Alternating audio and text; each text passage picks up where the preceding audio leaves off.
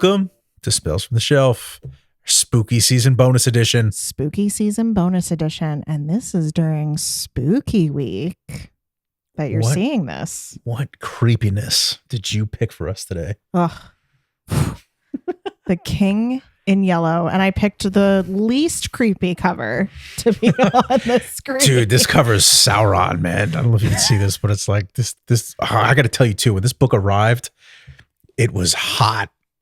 Now, it was a hot day out, but this book, I've gotten a lot of packages from Amazon, but this one arrived like uber hot, and it wasn't the hottest day of the year, and it creeped me out. I know. And then, so Paul bought his mom, my aunt, the tarot cards, the King in Yellow. And right before she shows them to me, she was like, people go mad. And I was like, I'm not touching that. I was scared. I consistently say I pick things up on vibes, and like I had no knowledge of what the King in Yellow was. Zero knowledge. And I was just like, this is a very interesting looking tarot deck that I picked up at my favorite magic shop in Covington, Kentucky, Hierophany and Hedge. It's been on our Instagram quite a bit.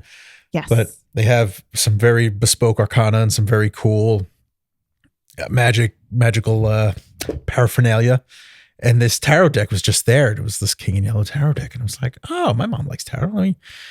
Let me pick up this deck. Little did I know. I know. She was telling, and right before she brought them out, she was telling me all the lore behind it, which is what we're going to get into today, is all the lore behind the King in Yellow. And one of the main things is, that people go mad. So she tells me this right before she's about to show them to me. And I was like, no, that's okay. You can stop. So I just let her so I was looking at her other tarot deck that she had broken out, and she was just showing me the pictures on them, and they are creepy. They are. I didn't even open up the deck, so I have no idea. You have to go look. Yeah, I'm going to have to go look. I'm sorry. We're going to show you pictures of this tarot deck. Yes. No, we'll definitely show you pictures of it, because it was, I need to get to that magic shop. Just a side quest moment, because it looks so cool. And it's one of the coolest stores in the country, and it's like you're walking into a movie set. And it gives me hope too, because it's small business owners, and it's just really well curated. Brought back a book for Ammie. Yes, he did. The Kitchen Witch, because that's the kind of witch that feeds my soul. I love a good kitchen witch. So yeah, let's get into spooky time. So what you're going to want to do is you're going to want to make it really spooky and dark in your house. Okay, while you're listening to this, light some candles, and we're going to tell you a tale of the King in Yellow. Oof. Don't read it, or you will lose your mind. You will go mad with delusions. So it's like this book of forbidden knowledge, right? Like it treats, and it has this meta aspect where it's kind of this book within a book that you're reading about. The characters will reference it, and it's always this, that cursed book. I don't even know how it got here. Yes. It's very mystical, and kind of, so we were doing a little discussion before the discussion.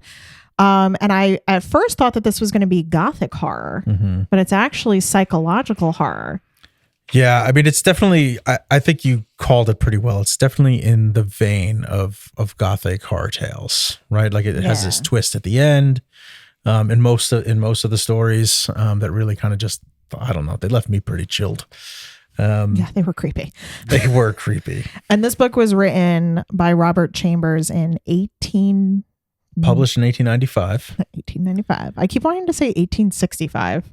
I remember thinking about that, right? Like he was an artist in Paris before he wrote this, and harken back to the times of Percy Shelley's Frankenstein, like we were talking about in our discussion before the discussion. The discussion proceeds. So you've got like the romantics kind of writing, and it is this time of, intense spirituality, but like medical advancements are coming into fruition, and they're a little rudimentary. But I think Frankenstein was published in 1816, and this is obviously much, a few decades later, but similar kind of writing for And similar audience. Correct me if I'm wrong. Is this when seances were really popular? Because Mhm. spirituality brought about a lot of seances, Yes. like a fascinating, and so did in the Victorian era for sure. Yeah. There Mhm. was a big uptick in seances. Like, hey, come over for a cocktail and summoning of some spirits. Can you imagine the invitations back then? Yeah, let's just summon a couple of ghosties, and you'll have a nice little martini moment. Yeah, time-wise, you're dealing with like the Napoleonic Wars, the Opium Wars, women's suffrage, Yes. the 1848 revolutions. Like it's all these things are happening then. So it's a tumultuous century for sure. Yes. Very tumultuous. And this book is comprised of 9 stories. Mm-hmm. I have that. Okay, yes. So it's comprised of 9 stories. Obviously short. They're not super long. This is not a super long book. And I found the writing very artistic. Yeah, it is. The descriptions, the setups. It is very like image driven. Yes. Right. There's a lot of imagery, combined with the words. And I think that's kind of where some of the lore comes from, because there was this idea in the Victorian era where if you combined certain images with certain text, it would produce a psychological effect. Yes. Right? So, and it's not so far off, right? That's why we feel certain ways with movies and the moving film. But, the idea of rearranging certain things in text, there's like the language of flowers, right? If you put a bouquet in a certain way, Oh, yeah. it has meaning. So there's like this Victorian era of language. But this King in Yellow definitely ascribes to that. And another one of our discussions before the discussion is, so what the symbols that you have is the King in Yellow himself, who is an otherworldly being. And along with him is a yellow sign that accompanies him. And it does make, as Paul said, it makes a lot of references to itself, and it brings him about. Like it summons him, essentially, is this yellow sign. And I thought he was an alien. It's so funny. I was like, oh, it's kind of a little sci-fi. He's like an alien. Yeah. It's so, for me, like you saw it as an alien, I saw it as like this, almost like the Upside Down in Stranger Things, where it was like this mirror dark world right around the corner. To me, I saw a lot of V.E. Schwab's like Darker Shades of Magic series. Oh, like the layers. Yeah. Well, it made me think a lot of Black London. Like, this forbidden knowledge. Right. This forbidden world, where it was just all consumed, in Darker Shades. I forget the name of the black magician that seeps through the world. Oh, what was his name? Well, we'll come back to that. Yeah. But in a similar way, like the yellow king in the Pale Mask is very much like that character, that once he seeps into your mind, it is an infection, and it is not, and it won't go removed. away. Yeah. And anybody who reads the text or sees it will go mad. Slowly but surely, they will take a descent into madness. And one of the most popular, and I didn't know this until because yes, the text itself is interesting, but the lore behind the text is deep and vast. And I didn't even know until I started digging into it that we were talking about True Detective. Yes. Like Matthew McConaughey's like nihilist character references the Yellow King. And so we were talking about it, and I stopped after season 1 of True Detective because it scared me. Well, the second one wasn't received well. I wasn't crazy about it, but the third season was pretty spectacular, but scary. Bordered on this like supernatural reality. Yeah, and I think that's what it actually makes a lot of sense, because the reason why True Detective frightened me so much is because it was both psychological and horrifying. Yeah. So they bring in these like horror elements of being spooky and supernatural while also like mind bending you. Dude, the first story in The King in Yellow was pretty wild. The Repairer of Reputations. Do you remember that one? Yes. Oh, the ending. So you get like you get these awful endings, and it was in The Yellow Sign too. The Yellow Sign, I thought, was one of those like awful endings where the priest comes in and he's like, I have no explanation for this. It's that body's been dead for a month. It's just like, what just happened? And the other, what was it? The dragon is another one. Yeah, the court of the dragon. The court of the dragon. Yeah, that was another one that kind of like stuck with you. Mm-hmm. And Paul would send me text updates to let me know that he wasn't going mad yet. He's like, I'm not mad yet, but I may be mad by the time I finish this. It's a fascinating, and there's so many covers. Yes, to this, like it's inspired quite a bit. It has, yeah. It's kind of. Here's what I like about. So even though I'm a wimp, I'm a little bit of a scaredy cat. What I like about horror is the OG horror, like that. It's really not about the blood and the guts, and ultra violence, and it's more about the others. Have you ever seen that movie with Nicole Kidman? Yes. That's what this book made, where they keep referencing the ghosts. If you haven't seen that movie, this is a little bit of a spoiler, but they are the ghosts. Yeah. And it kind of like, that's the kind of horror that I like, is the others. Yeah. That kind of, that's very psychological, because you never know what's happening. Like who's the ghost? Yeah. And you have these spooky things coming about, and they're scared of the humans, and the humans are scared of them. And I'm like, oh my God, that movie sent me on a trip. Yeah. Fair enough. And it kind of feels like that. It does.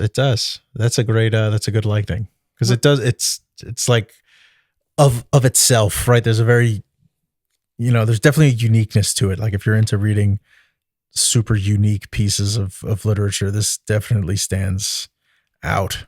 Yes. And it's not too long. It's depending on what edition you're getting, you're probably looking at 200 pages or so, under 200. It's not too long at all, and it's not one that is very quotable. Yeah. I did have trouble finding. I mean, I did find one quote that I thought was interesting. It is a fearful thing to fall into the hands of the living God. But that doesn't mean it's bad that it wasn't very quotable. It's just, I think this is just one of those stories where each short story is its own moment. Yeah, I would agree with that. Like they're very much like vignettes of terror. Yes. So you're not looking for like universal truths in them or anything. It's very sensationalist. Yes. Very sensationalist for sure. I don't recommend reading. I did not read this at nighttime. I did not read this with the lights off. Yeah, I would agree. Let's not read this one in the dark. I'm down. Don't read it in the dark. Don't don't go into it lightly, because it is very creepy. No, I am not mad. I have only seen the yellow sign. It's like there's like so many like little haunting snippets that you get where it's like, everybody's at this masquerade ball and they're like, oh, why haven't you taken off your mask? And it's like, I do not wear a mask. And it's like, oh. It's just so weird. Yeah. You're just uncomfortable a lot of the time. Yeah, and what's funny is like this is Robert Chambers wasn't like a big horror writer. Like he did lots of other things. He studied art in Paris. Yeah. And then he writes The King in Yellow, and then he goes on to write like other outdoorsy adventure novels, like artistic things. Like he doesn't like The King in Yellow was a commercial success back then. Yeah. So he largely got success from it, but he completely changed afterwards, right? So I think that kind of adds to the lore of the story. Like he almost distances himself from The King in Yellow after he writes it, and after it has this commercial success. Like people were probably expecting some more horror writing from him, and it never came into fruition. He didn't do it again. I know, and I wonder if it's because, and this is what we were saying before the pod is, I wonder if he just took it too far and he scared himself. Yeah. He's like, I'm not going back to that place. Because here's the thing. I do, writing is art. Mm-hmm. It is. It's art. And sometimes an artist kind of throws themselves into something maybe too much. Like what I would think of is Heath Ledger and the Joker. Mm-hmm. there was a conversation that happened where Jack Nicholson said to him, don't take the character too far, because the Joker is the Joker. I'm surprised. Honestly, I thought for sure the Joker was going to be inspired by The King in Yellow.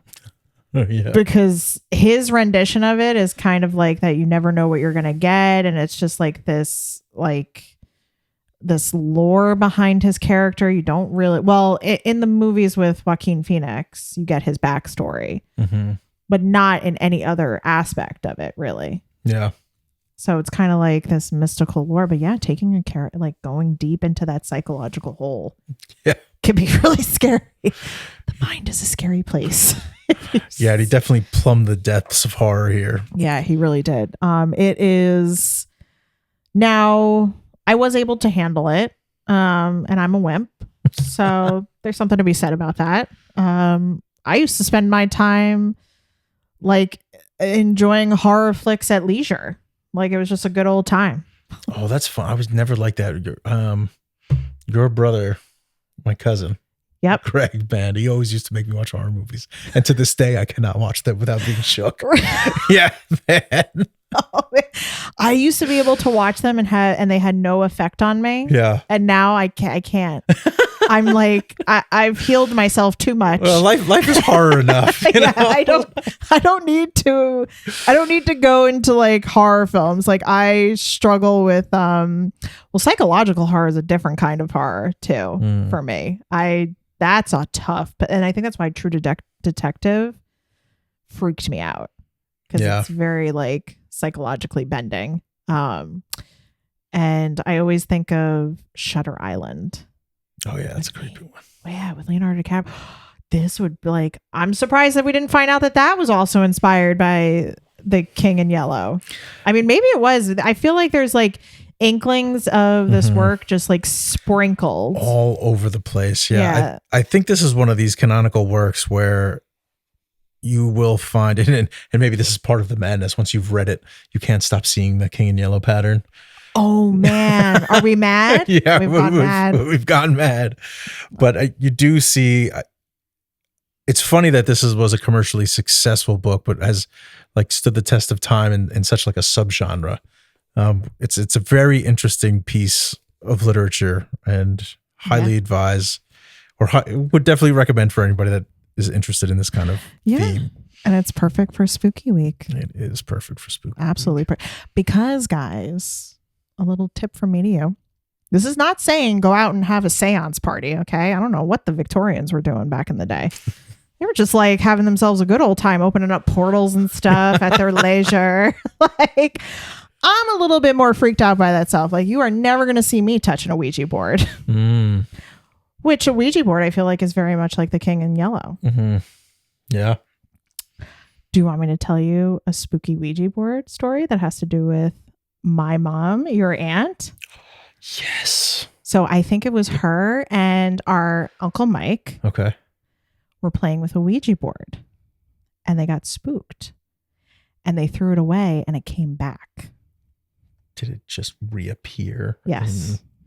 Where did it reappear? I forget. Now I have to ask her. It like reappeared either at the front door or in the house, because they were messing with stuff they probably shouldn't have been messing with. You know, Grandma Ann wouldn't have been happy about that. No way. She would have been taking out the crucifix and the holy water. Oh man. They were menaces. They were menaces. Sorry, Mom. You were, though. But yeah, I will not touch a Ouija board. Did you like? Nope. There was a Ouija board one Halloween. I had friends who loved playing Ouija board on Halloween, and so my maiden name, as you know, is very hard to spell, and no one ever really knew how to spell my name. And that thing would constantly spell my name, like calling to me. I was like, that's freaking weird. I'd be like, you're not going to catch me touching one of those things. Yeah. No, thank you. Yeah. No, thank you. So do not touch a Ouija board. Keep that portal closed. Yeah. Don't have a seance party, but enjoy The King in Yellow. Enjoy The King in Yellow. And enjoy the thin veil. Yes. That's what I was going to say, because the veil gets thinner on All Hallows Eve. And it stays a thin veil right through November 1st. All right. And you put a jack-o'-lantern out to keep the bad spookies away. Mm. And that concludes Happy Halloween. our spooky time. Thanks for listening, guys. And let us know what kind of fun activities you like to do for Halloween, or what kind of fun horror books you like to read for Halloween. I'm not going to read them, but I like to hear what you like to read. Definitely. Like, follow, subscribe, and we'll catch you next time.